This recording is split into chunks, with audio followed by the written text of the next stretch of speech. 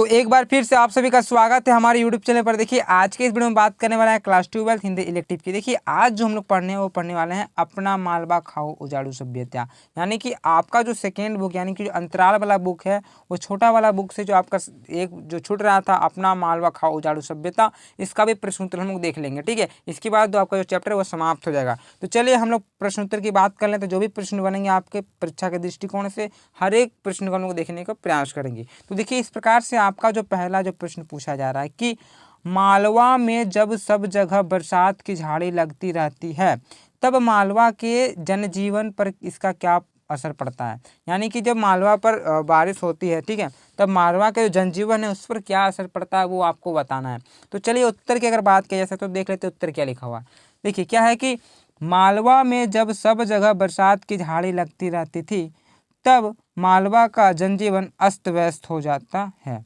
इधर उधर सभी जगह पानी भर जाता है, जगह जगह लबालब पानी रहता है। जितने भी छोटे मोटे नदी नाले दिखाई देते हैं सब मटमेले बरसाती पानी से भरे होते हैं। अतः लोगों की दिनचर्या में बाधा बरसात की झड़ी के कारण दिखाई देती है। क्या है कि जब बरसात होता था वहाँ मालवा में तब क्या होता था कि पूरा मतलब पानी में लबालब भरा हुआ रहता था पूरा जगह। उसके बाद क्या होता, छोटे मोटे जो नाले होते थे ना उसमें भी पूरा गंदगी से कीचड़ से पूरा वह भर जाते थे।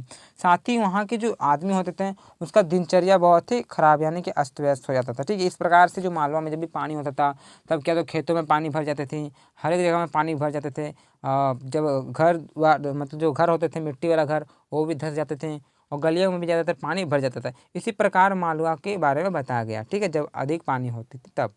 तो ये जो आपका पहला प्रश्न है वो समाप्त होता है। अब इसी प्रकार हम लोग दूसरा प्रश्न को देखने का प्रयास करेंगे। देखिए आपका जो यहाँ पर दूसरा जो प्रश्न पूछा जा रहा है कि अब मालवा में वैसा पानी नहीं गिरता जैसा गिरा करता था। ठीक है, इसके क्या कारण है। ये जो प्रश्न है आपका महत्वपूर्ण है। तो देखिए ये जो बताया जा रहा है कि अब मालवा में वैसा पानी नहीं गिरता जैसा पहले गिरा करता था, इनका कारण बताना है। तो देखिए क्या है कारण कि अब मालवा में वैसा पानी नहीं गिरता जैसे पहले गिरा करता था, क्योंकि नदियों के किनारे बांध को बनवाया गया ताकि नदियों के जल को रोका जा सके। एक जो यहाँ पर कारण बताया गया है कि नदियों के किनारे बांध को बनाया गया ताकि क्या नदियों का जल को रोका जा सके।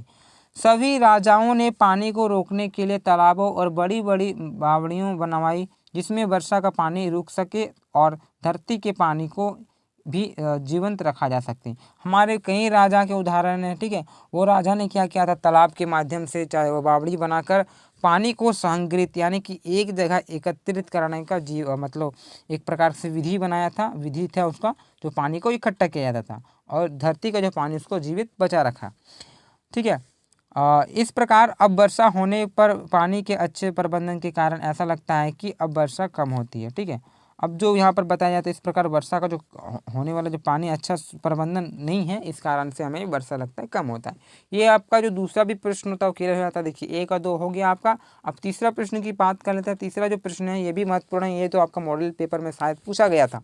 तो चलिए इसको भी हम लोग देख लेते हैं। जो प्रश्न पूछा जा रहा है कि हमारे आज के इंजीनियर ऐसा क्यों समझते हैं कि वे अपनी पानी का प्रबंधन जानते हैं। ठीक है, और पहले ज़माने के लोग कुछ नहीं जानते हैं। आज का जो इंजीनियर है ये अपने आप में भ्रम बस ये सोच रहे हैं कि जो हम हैं हम ही बहुत कुछ जानते हैं। पहले के जो आदमी थे वो कुछ नहीं जानते थे। ठीक है, पानी के प्रबंधन के विषय में किस तरह से पानी को बचाया जा सकता है, तो यही आपको बताना है। तो चलिए हम लोग उत्तर को देखने का प्रयास करेंगे। तो देखिए उत्तर क्या है कि आज के इंजीनियर अपनी कारीगरी में प्रवीण होने के कारण ऐसा समझते हैं कि वे पानी का प्रबंधन अच्छी तरह जानते हैं। यानी कि जो आज के इंजीनियर है ना इतना कारीगरी जान गए हैं कि अपने आप पर पूरा गर्व कर रहे हैं और सोच ये बोल रहे हैं कि आज का जो इंजीनियर है वो बोलना चाहता है कि पहले ज़माने के जो भी लोग हुआ करते थे वो लोग को पानी का प्रबंधन करना नहीं आता था।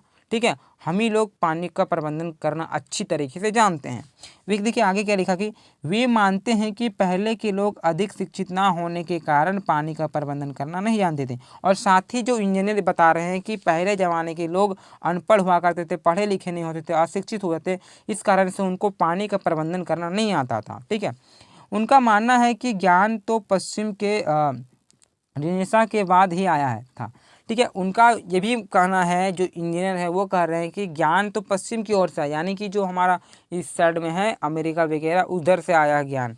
ठीक, आगे वे क्या लिखते हैं कि मालवा में विक्रमादित्य राजा भोज निरेशा से बहुत पहले थे, जिन्होंने पानी के रखरखाव के लिए तालाब और बावड़ियों को बनाकर पानी को रोक तथा भूमिगत जल को भी सुरक्षित किया गया। देखिए अब जो यहाँ पर बता रहे हैं कि इनका जो कहना है इसको गलत माना गया। देखिए इससे पहले कई ऐसे राजा हुए जिनके उदाहरण यहाँ पे दिए हुए हैं, जैसे कि विक्रमादित्य हो गया, राजा भोज हो गया। ये लोग भी इससे पहले पानी के प्रबंधन के लिए बहुत सारे उपाय अपनाए थे, जैसे कि तालाब का निर्माण करवाया गया था, बावड़ियों का निर्माण करवाया गया था। इस प्रकार से अनेक प्रकार से ये लोग जल का प्रबंधन करना जानते थे, ये यहाँ पर बताया जा रहा है। ठीक है, और सुरक्षा भी करते थे जल का। फिर क्या लिखा गया, किंतु आज के इंजीनियर ने जमीन के पानी को पाताल से निकालकर पग पग नीर वाले मालवा को सुखा दिया है। लेकिन आज के जो इंजन आ गया है वो ज़मीन से पानी निकालकर एकदम सुखा दिया है। इस प्रकार से इसका सटीक सा प्यारा सा उत्तर रह जाता है कि जो आज का इंजीनियर है भरमबस क्या बोलते हैं कि हमें सब कुछ है, हम बहुत पढ़ लिए हैं, हम मेरे पास बहुत नॉलेज है। पहले के ज़माने के लोग पढ़े नहीं हुआ करते थे, अनपढ़ रहते थे, उनको जल का प्रबंधन किस तरह जल का बचाव करना चाहिए उनको मतलब उसको ये सब नहीं आता था। लेकिन ऐसा गलत बात है, हमारा जल का जो प्रबंधन या तो जल को किस तरह बचाया जा सकता है ये पहले से भी पहले के राजा ये सब कर चुके हैं। तो ये आपका उत्तर रहा, अपने शब्दों में भी दीजिए, कोई दिक्कत नहीं है। क्लियर। अब हम लोग चौथा प्रश्न को देख लेते हैं। देखिए आपका जो है चौथा प्रश्न पूछा जा रहा है कि मालवा में विक्रमादित्य भोज और मुंज निरेशा के बहुत पहले हो गए, पानी के रखरखाव के लिए उन्होंने क्या प्रबंधन किए, ये आपको बताना है। पानी के जो रखरखाव इसके लिए उन्होंने क्या प्रबंधन किया आपको बताना है। क्या उत्तर देखिए कि मालवा के विक्रमादित्य भोज मुंज निरेशा से बहुत पहले हुए, उन्होंने पानी के रखरखाव के लिए बड़े बड़े तालाब बावड़ियाँ बनवाई ताकि उसमें बरसात के पानी रुके तथा धरती के पानी को भी जीवित रखा जा सके। जो हमारे राजा थे उदाहरण के स्वरूप यहाँ विक्रमादित्य को लिया गया है, मुंज जी को लिया गया है, और ये लोग ऐसे ऐसे तालाब बड़े बड़े तालाबों का निर्माण किया, बावड़ियों का निर्माण किया, जिससे जल का प्रबंधन किया गया था और जल को बचाव के लिए अच्छे तरीके से अपनाया गया था। ठीक है, तो ये बताया कि बरसात के पानी को रोका जाता था और जो हमारा जो पानी है धरती का पानी वो तो रहेगा ही रहेगा। तो इस प्रकार से आपका चौथा भी प्रश्न का उत्तर हो जाता है।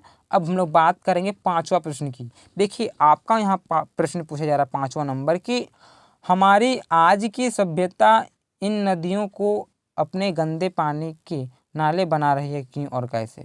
ठीक है, ये जो प्रश्न आपका पूछा जा रहा है कि हमारे जो आज की सभ्यता है, ठीक है, ये सभ्यता नदियों को अपना ठीक है गंदे नाले के जो नाले के ठीक है पानी के नाले बना रही है, कैसे, वो आपको बताना है। देखिए उत्तर क्या है कि हमारे आज की सभ्यता नदियों को गंदे पानी के नाले बना रही है, क्योंकि जनसंख्या के कारण ठीक है जनसंख्या वृद्धि के कारण वातावरण निरंतर प्रदूषित हो रहा है। जैसे जैसे जनसंख्या बढ़ रहा है, जनसंख्या का डेवलपमेंट हो रहा है, उसी तरह जो वातावरण है, जो हमारा पर्यावरण है, वो प्रदूषित होते जा रहा है। जनसंख्या वृद्धि के कारण औद्योगिक विकास भी हो रहा है, और जैसे जैसे जनसंख्या बढ़ रहा है उस तरह से औद्योगिक विकास भी हो रहा था। ठीक है, होता है। उद्योगों का कूड़ा करकट निरंतर कल कारखाने से पानी को प्रदूषित कर रहे हैं, और जो भी उद्योग वगैरह होते हैं, फैक्ट्री वगैरह होते हैं, वहाँ से जितने भी कूड़े करकट जो भी निकलते हैं कारखानों से, वो जल को प्रदूषित करती है, क्योंकि सामान्य तौर पर तो नदियों में बहा दिया जाता है, इसीलिए जल का प्रदूषण हो रहा है। बस्तियों का ठीक है बस्तियों का कूड़ा करकट भी पानी को प्रदूषित कर रहा है, और जो बस्ती वगैरह होते हैं यहाँ से भी जो पानी निकलता है वो घर का पानी डायरेक्ट तालाब में या तो फिर नदियों में बहा दिया जाता है, इससे भी जल का प्रदूषण हो रहा। अस्थि विसर्जन भी भारतीय संस्कृति के अनुसार नदियों में किया जाता है। ठीक है, और जो अस्थि विसर्जन होता है, जो कोई व्यक्ति मर जाता है उसका जो अस्थि का विसर्जन किया जाता है नदियों में, ये भी एक प्रकार से सांस्कृतिक है भारतीयों के लिए, तो इससे भी जल का प्रदूषण होता है। ये भी एक कारण रह गया। फिर क्या है कि इससे भी जल प्रदूषण होता है, बस यही वाला लिखा हुआ कि इससे भी जल प्रदूषण होता है। नदियों के जल के निरंतर प्रदूषण से जल स्तर भी निरंतर कम होता जा रहा है, और जिस तरह से नदियों के जल का जो प्रदूषण हो रहा है, इससे जल का जो निरंतर कमी होते जा रहा है। इस प्रकार से आपका 5वां भी प्रश्न हो जाता है। अब हम लोग प्रयास करेंगे 6ठा प्रश्न की समझने का। तो चलिए बात कर लेते हैं अब 6ठा प्रश्न की। देखिए आपका जो यहाँ प्रश्न पूछा जा रहा है कि लेखक को क्यों लगता है कि हम जिसे विकास की औद्योगिक सभ्यता कहते हैं वह उजाड़ की अब सभ्यता है, आप क्या मानते हैं, ये आपको बताना है। क्योंकि ये जो प्रश्न है ये भी महत्वपूर्ण प्रश्न है, क्योंकि ये जो प्रश्न है आपका मॉडल पेपर में पूछा गया था, इसलिए इसको भी हम लोग देख लेते हैं। देखिए उत्तर क्या है कि लेखक को लगता है कि हम जिसे विकास की औद्योगिक सभ्यता कहते हैं वास्तव में वह उजाड़ की सभ्यता अब सभ्यता है। हम भी इस कथन से पूर्ण सहमत हैं। ठीक है, क्योंकि पर्यावरणीय समस्या आज एक सार्वभौमिक समस्या बन गई। जो पर्यावरण की समस्या है वो एक सार्वभौमिक मतलब समस्या बन गई है। अमेरिका महाद्वीप की खाऊ उजाड़ू जीवन पद्धति ने आज दुनिया को इतना अधिक प्रभावित किया है कि हम अपनी जीवन पद्धति, संस्कृति, सभ्यता तथा धरती को उजाड़ने में लगे हैं। ऐसे ऐसे जैसे कि पश्चिमी देश से हम लोग सीख गए हैं कि हमारा जो संस्कृति है, जो हमारी सभ्यता है, सबको उजाड़ने में हम लोग आज तुले हुए हैं। आज हम पर्यावरण विनाश की ओर निरंतर बढ़ रहे हैं और जिस तरह से हम विकास कर रहे हैं, विकास के नाम पर हम क्या जानते हैं, अपना जो विकास कर रहे हैं, इससे हमारा जो पर्यावरण है इसका विनाश की ओर हम लोग बढ़ रहे हैं, निरंतर विनाश की ओर आगे बढ़ते जा रहे हैं।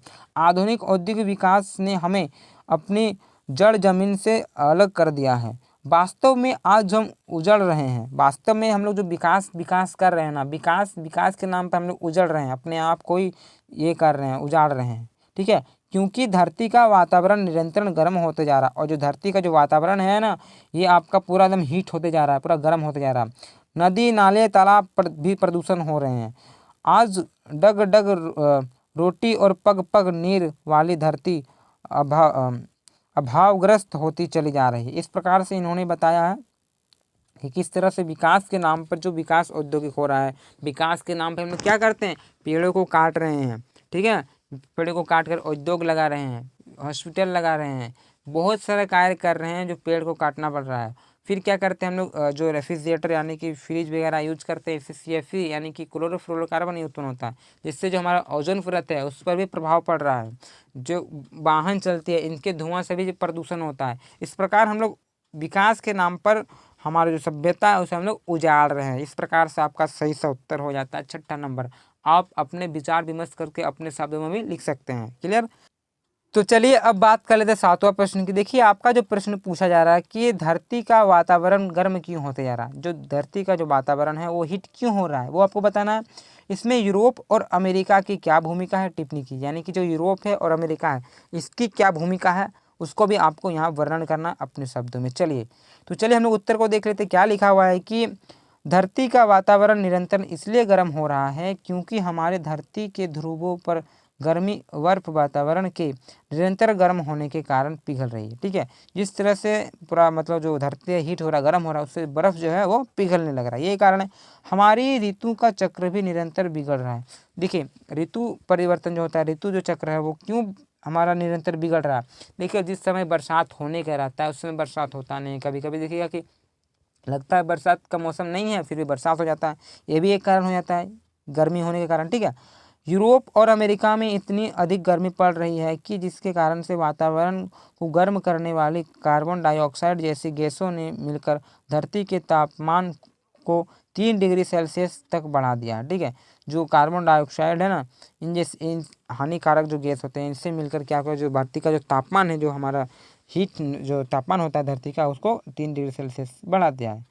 ये गैस सबसे अधिक अमेरिका और फिर यूरोप के विकसित देश से निकलती है, और ये जो गैस है सर्वाधिक जो निकलती है वो हमारा अमेरिका, ठीक है, और जो यूरोप है इस विकसित देशों से निकलती है। अमेरिका इन गैसों को रोकने के लिए तैयार नहीं है। ठीक है, जिस तरह से लोग डेवलप कर रहे हैं अमेरिका इस गैसों को रोकने के लिए तैयार नहीं है। वह यह नहीं मानते कि धरती वातावरण के गर्म होने से सब गड़बड़ी हो रही है, और ये नहीं मानते हैं कि जो इस प्रकार से जो भी कुछ हो रहे हैं उनको, इससे जो दुनिया में गड़बड़ी हो रही है उनसे वो अपने मतलब नहीं मानते हैं। अमेरिका ने यह घोषणा की कि वह अपनी खाओ उजाड़ू जीवन पद्धति पर किसी भी प्रकार का समझौता नहीं करेगा, और अमेरिका ने यह डायरेक्ट बोल दिया है कि ये जो खाओ उजाड़ू हो रहा है ना जीवन पद्धति, इस पर ये कोई समझौता नहीं करेगा। इस प्रकार से जो इस पाठ का सारा प्रश्न उत्तर होता है ये समाप्त होता है, क्योंकि ये इस पाठ में 7 ही प्रश्न उत्तर के महत्वपूर्ण रहा था। तो जितना भी प्रश्न उत्तर रहा ये सारा कंप्लीट हो गया। तो जो आपका ये छोटा वाला बुक है अंतराल वाला बुक, यहाँ से जितने भी प्रश्न उत्तर बन रहे थे सारा समाप्त होता है। तो इसी प्रकार से हम लोग दूसरे वीडियो में मिलते हैं। ठीक है, अगर आपने हमारे चैनल को सब्सक्राइब नहीं किया है तो चैनल को सब्सक्राइब कर लें, साथ ही हमारे जो टेलीग्राम चैनल है उसमें भी ज्वाइन कर लें। देखिए टेलीग्राम चैनल का जो लिंक मैं डिस्क्रिप्शन में डाल दूंगा, वहाँ मिल जाएगा। साथ ही मैंने और भी सारा वीडियो क्लास 12 का बनाया हुआ है चैनल में, इसमें आप जाके देख सकते हैं। तो चलिए तब तक के लिए धन्यवाद, दूसरे वीडियो में मिलते हैं। जय हिंद, जय भारत।